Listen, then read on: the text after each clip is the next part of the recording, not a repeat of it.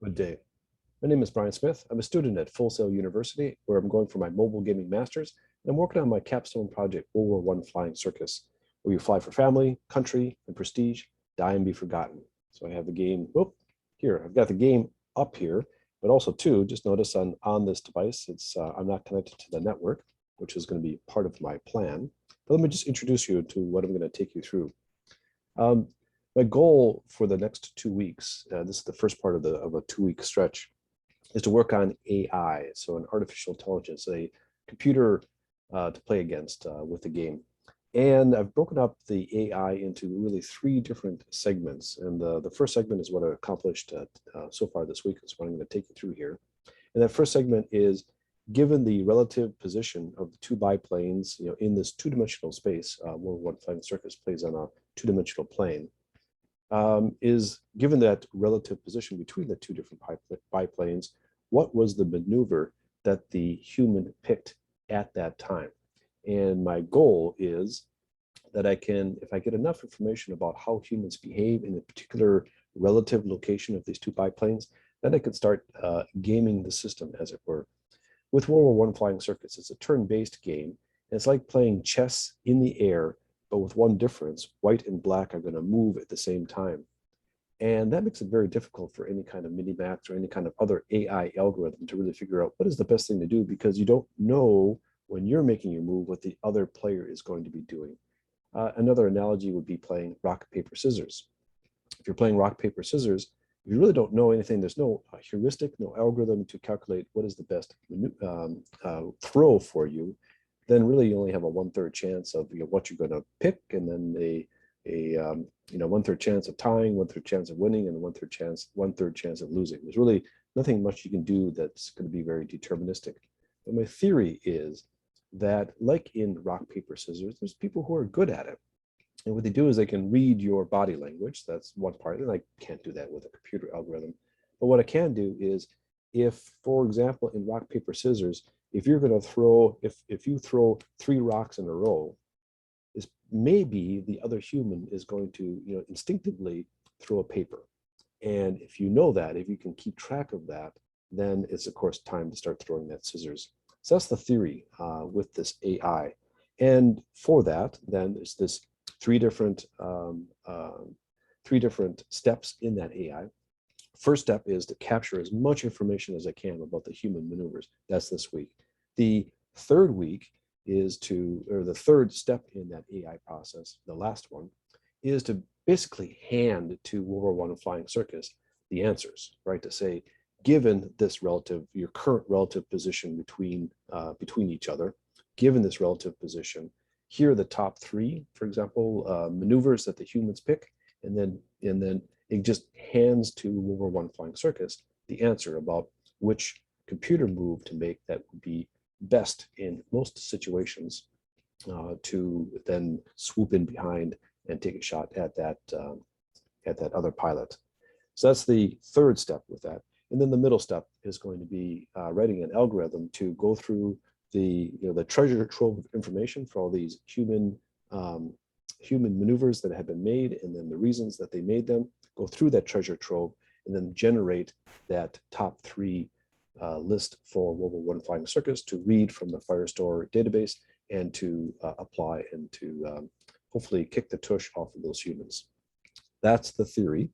And the only way I can get to the conclusion about proving this business is to actually go ahead and do it. So this is that first step. Now, in the course of this, I do want to give a shout out to Mark Foley. He and I sat down and kind of talked about, first of all, he's a Firestore. He knows Firestore. He's used these kinds of databases, and not specifically Firestore, but these kinds of online databases. So we were talking about that. So I started talking about the reason I needed to store the data, and we're talking about the AI, and he got interested. So we're chatting about it, and I was describing it to him. And through the course of the discussion, he came across something that was really insightful. I was thinking about this relative position. So here's your biplane in there. 4-1 Flying Circus kind of operates in a hexagon environment. Here's the enemy biplane, could be in any one of 53 hexes around there. In fact, if you think about it, this biplane could be in any one of 53 hexagons there, and your biplane could be in any one of 53 hexagons. So if you take that 53 times the 53 times each biplane can be at 6 different faces, facing north, facing south. Of course, it's a hexagon, so there are 6 hex sides. And so each one can be at 6. So really the number is 53 times 53 times 6 times 6. And that's over 100,000 different relative positions between these two biplanes. And I was going, well, hey, these are computers, and if I write an algorithm, whether it's chewing through 10 or 100,000, it'll just take a little extra time. But through the discussion, and this is really the hats off to Mark, through the discussion, we came across the idea, or again, his idea, that really for this environment, this biplane, let's always consider it to be in hex 0 in the center of the galaxy and always facing north. So if this is the biplane that you're saying, okay, I want to know what the human is going to do at this time. This guy is, again, galactic center, always facing north. And then really it's only the relative position of this biplane in that 53 different locations, including it can be on top of there. But then it's also distance. Then it's also then the facing, well, this biplane in the center is always facing north, but it's the angle off of the bow for this biplane, and then the orientation of which way this biplane is facing, not relative to some global coordinates, north, south, east, west, but relative to this biplane, so that if both of these are going in the same direction, the relative facing for this biplane from this one would be 0. And in this case, as drawn here, this would be 180 degrees. So this gave me the mechanism to then say, let me do the math and figure this out. So that's where we're going today, and that's the whole goal with this.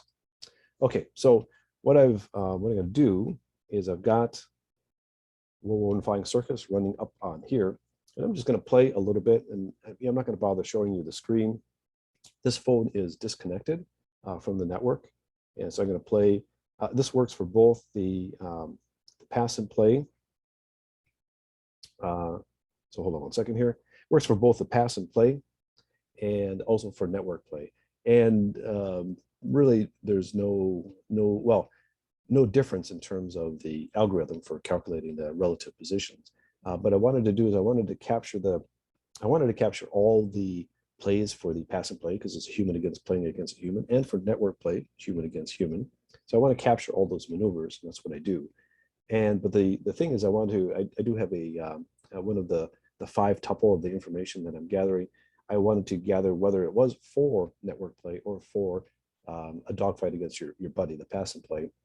So I think you might play differently, whether it's network play where you've got more on the line. If you actually, this is World War I Flying Circus where you die and be forgotten. I want to, I think humans will behave differently if their character, if their avatar is on the line, versus if they're just playing against a buddy, they might be more aggressive, for example. Okay, so I'm going to do is I'm going to do the pass and play because I'm disconnected from the network. And I'm going to, with Baron von Red, I'm going to go aggressively at Lord Olive. Lord Olive is going to, again, do that mistake. He's going to do the wing over to try to get away from Baron von Red. Baron von Red is right behind, right there. So we'll see that. So Baron von Red is right behind the stern of Lord Olive. From a relative point of view, if you think it from Baron von Red's point of view, they're both facing the same direction. So the angle off the bow will be 0 degrees. And again, they're facing the same direction, so that the angle from the differential angle between the Lord Olive, which is the plane in the front, and Baron von Red, which is the plane in the back, is also 0. So that should be 0, 0 plus distance is going to be the 200 meters. And you'll see the information once we take a look at the Firestore database. So with that, I'm going to take Lord Olive is being tailed, and Lord Olive is just going to stay there and turn one. Well, he's going to turn there, but he's going to turn to the left. That's back to Baron von Red, gets the shot in. And then Baron von Red's just going to stay there and not move at all, because if both are moving, it's a little bit hard to keep track of all the angles and things as humans, as I show you the information in the database. So Baron von Red's going to not do anything. He's just going to stay in the same location. And then Lord Olive, we're tailing, so Lord Olive has to make his move, and he's also going to make another move to the left, back to Baron on red, who's not going to move at all.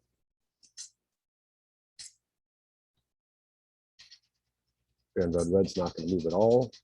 Back to Lord Olive. Lord Olive is going to keep turning to the left. And now Lord Olive is facing right at Baron von Red. So they're both facing at each other. So from that point of view, Lord Olive is still 0 degrees off of Baron von Red's bow, but 180 degrees in terms of the orientation.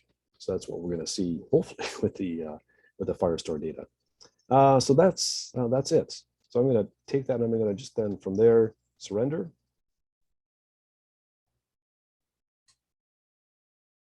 Oh, got to see the surrender. All right, so we're back to the home menu. So from there, then what I'm going to do is before, just to show there's no shenanigans, I'm going to refresh. Oh, I'm going to share my screen. Or instead of sharing the screen, yeah, I'm going to share the screen. So let me get into Zoom, please.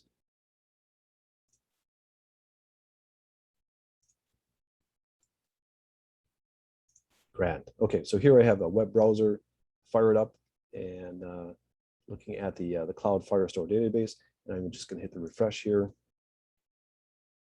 And to see, yes, I've got a bunch of users that have been keeping track of, but no other data that's in the Firestore Cloud Firestore database.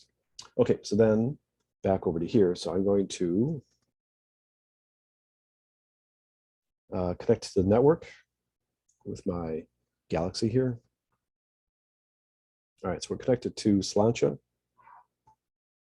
and refresh.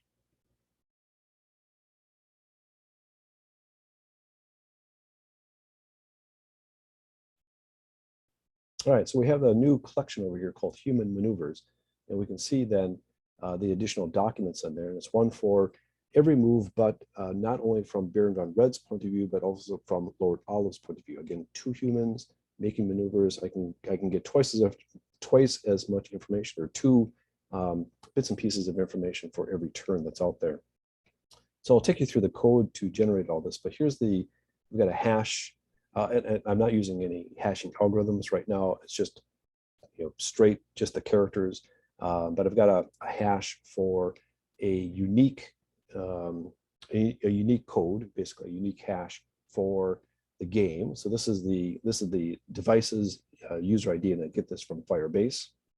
I do have a timestamp that is a UTC timestamp that I generated, and then just a little cryptic thing here. This is player 1, which is Lord Olive, I happen to know, and then turn 1. So it's Lord Olive's turn 1, and from Lord Olive's point of view, here is the game type is pass and play.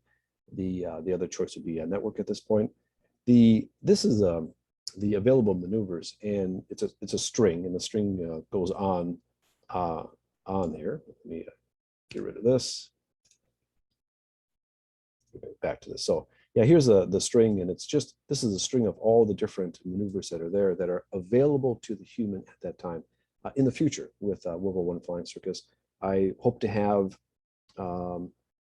situations where if you cannot make 2 fancy maneuvers in a row, and so if you're in this relative position with the biplanes, and you as the computer know that this human just did a fancy maneuver or had a critical hit, or for whatever other different reasons, has a limited set of maneuvers. I also want to keep track of that so that the computer knows, oh, this human only had, out of the 27 available maneuvers, only had these 10, and then from there know what the top 3 is. And now the computer is even having a better chance at identifying how that human may be behaving in this situation. So angle off the bow is, again, that angle from where Lord Olive is to Baron von Red. And if you remember, Baron von Red, Lord Olive did the wing over, and then Baron von Red was coming in right behind. So angle off the bow it's saying Baron von Red is behind you, on your 6, as it were, as those modern those kids talk about. So then facing then is they're both facing in the same direction. And then the distance, this is the close range shot, 200 meters. And of course, if you're in lots of different places, you can be lots of different distances away from each other. I don't think we'll see that number change. And then this is the maneuver code that that Baron von Red used at this location. So we're keeping track then of, for the future, to say, okay, in this location, here's the maneuver that Baron von Red made. So it goes through the same thing where, you know, we keep track of all the different moves, and, you know, towards the end we were facing each other, right? So that they were 180 degrees facing from each other, but the angle off the bow, and this is for Baron von Red, the player 0, angle off the bow is indeed that 0 because the Lord Olive just was rotating in space kind of in front of Baron von Red here. So first step, right, just capturing this information, getting this information, caching the information, and then when we're connected, you know, it's uploaded to the server. And so second step will be to consume this information and to build up a, you know, here is the top 3 or whatever I decide to do, maneuvers that are made from this starting position relative to each other. Here are the top 3 maneuvers that the humans have made given that situation, and then write an algorithm to mine all that information and then come up with to be able to hand to WWI Flying Circus, the game, to say, you know, here are the top 3 maneuvers. 50% of the time you want to do this maneuver, 30% of the time you want to do this maneuver, and then 20% of the time you want to do this third maneuver, or maybe I'll throw in some randomness. I haven't quite figured out all the details yet, but enough work to be done even this week. So there we are. There's the Firestore. I'm going to show you what it is. Unity, there really wasn't any kind of grand changes there, because it really is more just working with the code. So let me take you through the code. Okay, so as usual, I've done the milestone number 8 here, and at the beginning, I've got a structure that's a array of all for the 2 different players. It's, you know, there's an A player, a 0 player, as you saw, the player number 0, which is also Baron von Red, and then the B player, which is Olive B, which is also player number 1. So that's the first part of the 2-dimensional array, and the second is turns. So it's for all the turns that are out there. Here's the information that I'm capturing. There's some constants, not constants, but strings that aren't going to change. I don't need to know these for every turn that is there. So I gather that information. You can see the AI prefix is things that just recently added. And then for each turn, here's the 5 tuple that I'm gathering, so that I can write that back out into the Firestore database. All right, so nothing crazy there. And then here is, this is inside of my update loop. So this only executes when the time elapsed, so I'm at the end of the turn. So this only executes when I'm at the end of the turn. And so now, since we're at the end of the turn, now I can capture all the position information, right? So I can capture the end position information, because it's just animated to that location. So I know where the ending of that turn is, which is of course important. And then I use all this information, the position angle and the forward angle, in the calculations for what is the relative position of these 2 biplanes at that end of that turn. So what I do then right there is I say, hey, if it's not balloon busting, then we're going to push the AI, the hashed human maneuver information. And of course, I named that algorithm after Mark Foley. And so we push that. We just need to keep track of the turn as well we pass there. Okay, so that's that. Next part is, there's a little bit of a network that I needed to do. If you are network play, like I said, it operates all the same way, except for now the unique key that I create for each of the turns. Instead of having just one UUID of the device, I have 2 UUIDs, user IDs generated by Firebase, one for basically Baron von Red, and the other for Lord Olive, hyphenated, and then all the same information, a timestamp, and then player and turn information. And so this is basically sending that information to the other device, and then just storing that information. Okay, and then the algorithm, the Foley algorithm. So basically, let's just take this step by step, going through it. I've got a lot of debugging lines still in there.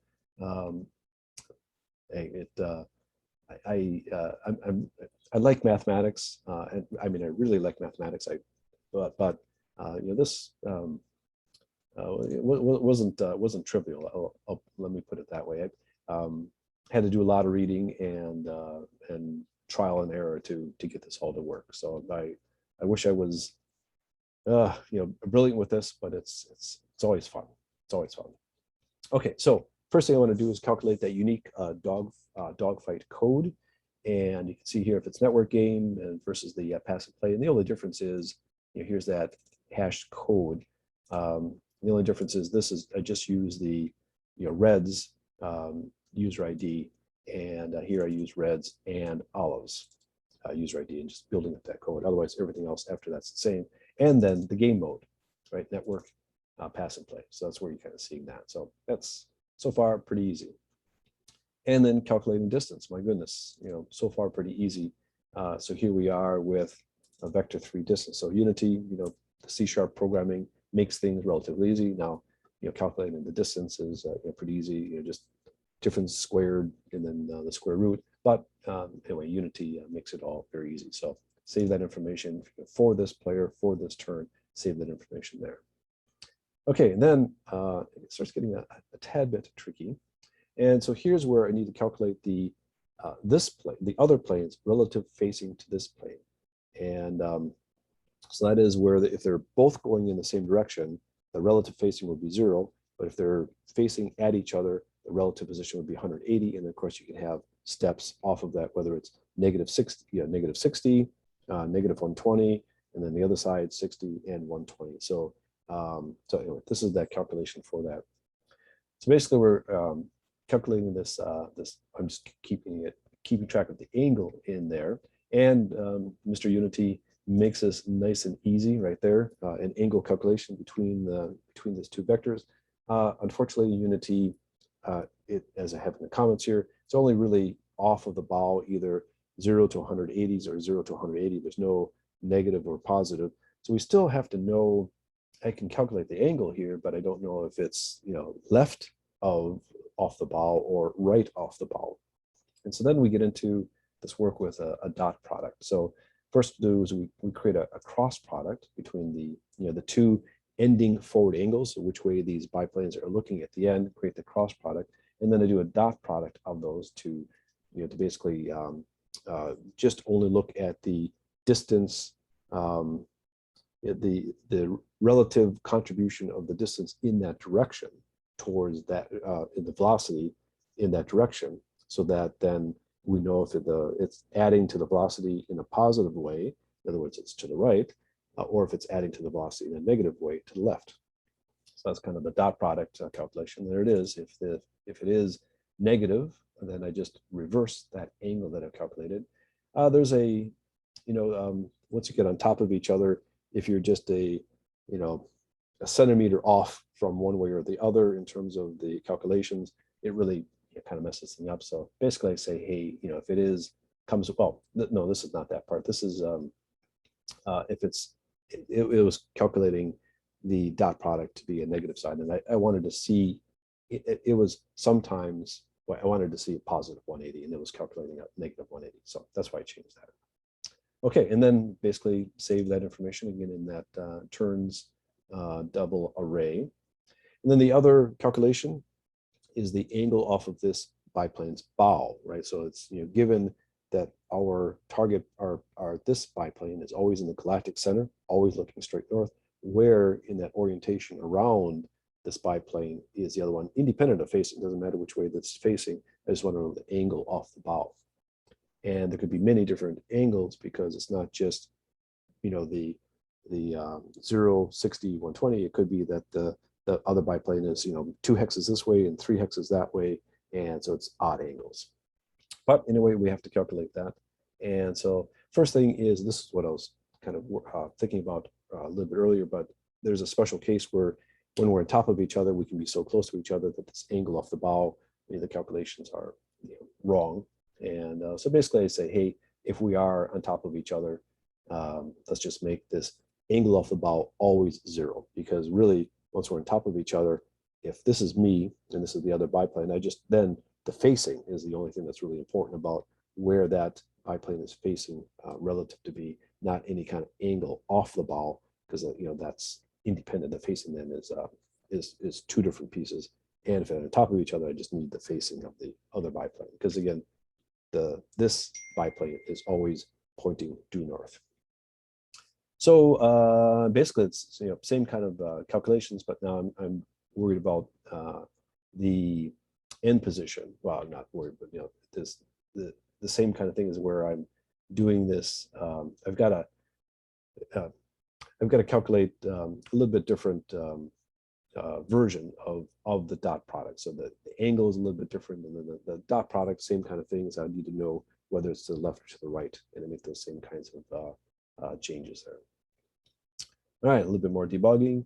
And then the available maneuvers for this player. Right now, this get available maneuvers is not that exciting. It just lists up all the maneuvers as a string. In the future, like I said, this will have, there would be, if there are less than 27 maneuvers, it's only going to have that string of maneuvers. And so I'll be able to, I'm right now creating a unique hash code for that. In the future, I'll update this algorithm, to do that. It's right now, it's not a very fancy algorithm. I'm not even passing the parameters to it. But it retrieves the string then for the placed in the available maneuvers. Then I get the human maneuver from there of the other player, and I keep track of that. And then I push the 5 tuple. I push that to Firestore, and so this is the same kind of algorithm I was using before, and that's why milestone number 7, the previous week's milestone, was all about database and kind of getting used to Firestore and how to use it.